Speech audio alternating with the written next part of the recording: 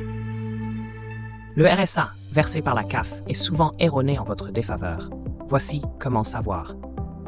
Récemment, la Cour des comptes a décelé un nombre élevé d'erreurs de la branche famille de la Sécurité sociale, qu'elle se trouve actuellement dans l'impossibilité d'attester les comptes de ce secteur. En effet, le RSA versé par la Caisse des allocations familiales est souvent erroné en défaveur des bénéficiaires. Explication dans cette vidéo. Près de 25% des montants du RSA versés truffés d'erreurs. Même si la branche famille de la Sécurité sociale a engagé des efforts en fin de l'année dernière, la Cour des comptes souligne l'inexactitude des données prises en considération pour le versement des prestations. Ces erreurs correspondent à une somme exorbitante de 5,5 milliards d'euros, soit 7,4% des montants des prestations. Il est à noter que plusieurs secteurs sont concernés, à savoir la prime d'activité, les aides au logement, mais également le revenu de solidarité active ou RSA. D'ailleurs, un quart des montants versés au titre de ce dernier est erroné. Des erreurs qui auraient pu être causées par les allocataires ou la CAF elle-même.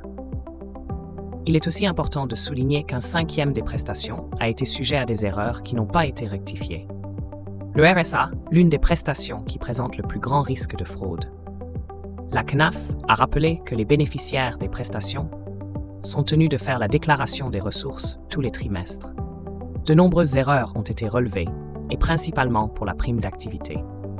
Pour y remédier, l'organisme prévoit d'instaurer la solidarité à la source à compter de la fin de l'année.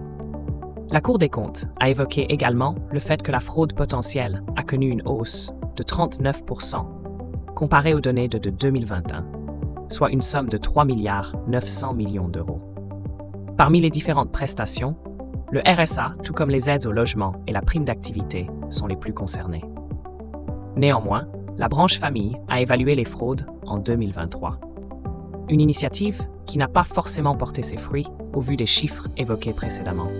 Bien qu'un système interne avait été mis en place pour la détection des erreurs, il se révèle ne pas être très efficace pour mieux les identifier.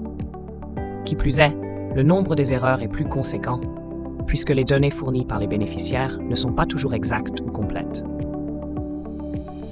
Il est toutefois important de souligner que la Cour des comptes a tout de même certifié avec réserve les comptes d'autres branches, telles que la maladie, la vieillesse, les accidents de travail et l'autonomie. Pour la première, par exemple, 6% des prestations en nature manquent de pièces justificatives, ce qui est équivalent à 3,8 milliards d'euros.